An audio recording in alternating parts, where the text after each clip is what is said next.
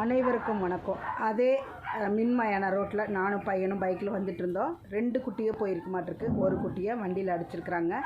இந்த குட்டி அப்படியே போயிட்டு இருந்தது. நான் பார்த்து கூப்பிட்ட உடனே வந்துருச்சுங்க. இறங்கி பிஸ்கட் பாக்கெட்டு பிரித்து போட்ட உடனே சாப்பிட்றதுக்கு வந்தால் பசியோடு இருந்திருப்பானாட்டிருக்கு குழந்த. அப்படியே தடவி கொடுத்து எடுத்துகிட்டு வந்துட்டேன். ஏன்னா ரொம்ப ஜாக்கிரதையாக ஹேண்டில் பண்ணணும். புகழ் என்கிட்ட சொல்லியிருக்கிறாப்புல, குட்டியாக இருந்தாலும் நம்மளை கிடச்சா அது நம்மளுக்கு இதுதான் அப்படின்னு சொல்லிட்டு நான் அப்படியே ஹேர்ஃபுல்லாக ஹேண்டில் பண்ணி அப்படியே தூக்கிட்டேங்க. ஆனால் தொடவே முடியாத அளவுக்கு ஸ்கின் ப்ராப்ளம். ஆனால் இருந்தாலும் பரவாயில்லன்னு கையில் எடுத்துகிட்டு பைக்கில் என் பையன் ஓட்டிகிட்டு வந்தால் நான் பின்னாடியே வந்துட்டேன். போகிறவங்களாம் சொன்னாங்க, இது என்னங்க சொறி பிடிச்ச நாய் தூக்கிட்டு போகிறீங்க அப்படின்னு. பரவாயில்லைங்க, நல்ல நாய்க்கு வாழ்வு கொடுக்கறத விட இந்த குழந்தைகளுக்கு வாழ்வு கொடுக்கறது ரொம்ப ஹாப்பியாக இருக்குது அப்படின்னு சொல்லிட்டு எடுத்துகிட்டு வந்துட்டாங்க. நம்ம குடிலுக்கு பரவாயில்ல, நம்ம இதை க்யூர் பண்ணிக்கலாம். ஏன்னா ஊசி போட்டால் சரியாயிடும். கார்னியாவை இதே மாதிரி தான் எடுத்துகிட்டு வந்தேன். அதே மாதிரி தான் இந்த குழந்தையும் இருக்கிறான். நன்றி, வணக்கம்.